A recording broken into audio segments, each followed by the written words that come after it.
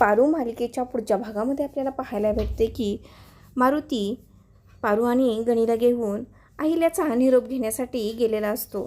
त्यांना सांगण्यासाठी गेलेला असतो की मी आता जातोय. त्यावेळेस तो सांगतो आणि तेव्हा अहिल्या म्हणते की तुला जायचं आहे ना, मग काय कारण आहे ते सांगून जा आणि मला कारण कळावंसं मला वाटते. त्यावेळेस मारुती म्हणतो की नाही, मला जायचं आहे. मला तुमच्या घराने तुम्ही खूप सपोर्ट केला, पण आत्ता माझी जायची वेळ झाली आहे आणि मला जाऊ देत. मला आता अडवू नका असं तो म्हणत असतो. नंतर अहिल्या म्हणते की तू जाणार म्हणजे पारूही जाणार आणि पारूही या किर्लोस्कर कंपनीची ब्रँड ॲम्बॅसेडर म्हणून काम करणार नाही असंच ना. तेव्हा पारू तुला काय वाटतं असं ती विचारते. तेव्हा पारूही म्हणते की बा जिकडे जाईल तिकडे मलाही जावंच लागेल. मी बाशिवाय नाही राहू शकत. त्यानंतर मग सगळेजण म्हणतात जर तुम्हाला जायचंच आहे तर आता आम्हीही नाही थांबवू शकत.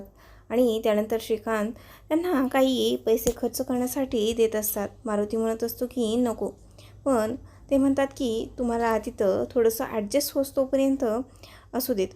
त्यानंतर ते पैसे घेतो आणि त्यानंतर जायला लागतं. त्यावेळेस प्रीतम म्हणतो की अरे छोटा बकेट, तू तरी समजाव ना, असं मित्राला सोडून कोण जातं का. तेव्हा गणी म्हणतो की प्रीतम सर, मला पण नाही जायचं, पण आता हे दोघंच चाललेत तर मला जावंच लागेल ना. त्यानंतर अहिल्या म्हणते की प्रीतम, आज आपण कोणालाही नाही अडवू शकत. त्यानंतर मारुतीला म्हणते की मारुती, आता तुम्ही जाताय, आम्ही नाही अडवणार, पण जेव्हाही कधीही तुम्हाला परत यावंसं वाटेल तेव्हा या घराचे दरवाजे तुमच्यासाठी कायम उघडे असतील.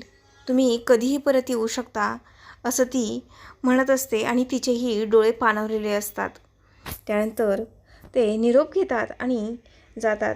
त्यानंतर ते सगळं सामान घेऊन जात असतात. त्यावेळेस पारू सावित्रीला म्हणत असते की डोळ्यात तेल घालून काम करा आणि देवीआईंची काळजी घ्या असं ती सांगत असते. आणि त्यानंतर मग निरोप घेऊन ते तिथून जातात. गेल्यानंतर इकडे आदित्य ते पारूचे डोळे बघत जुन्या काही आठवणी काढत तो बसलेला असतो.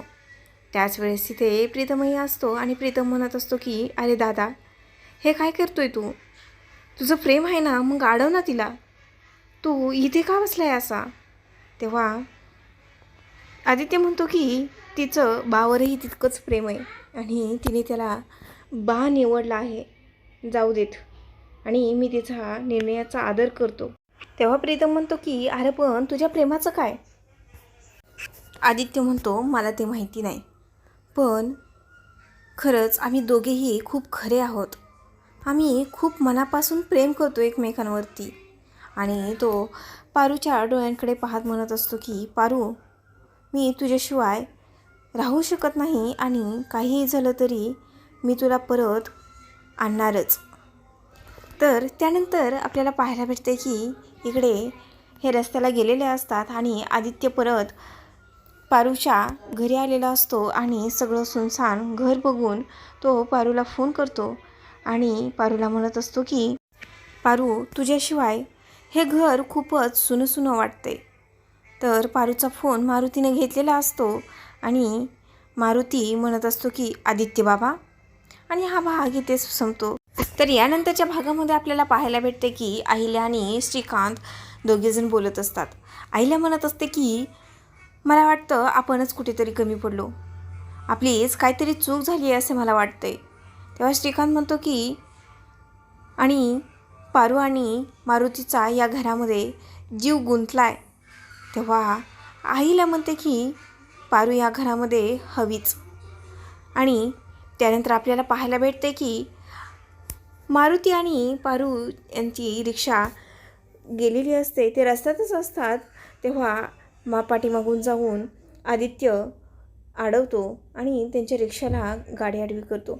त्यांना खाली उतरवतो आणि म्हणतो की चला माघारी, मी तुम्हाला न्यायला आलेलो आहे.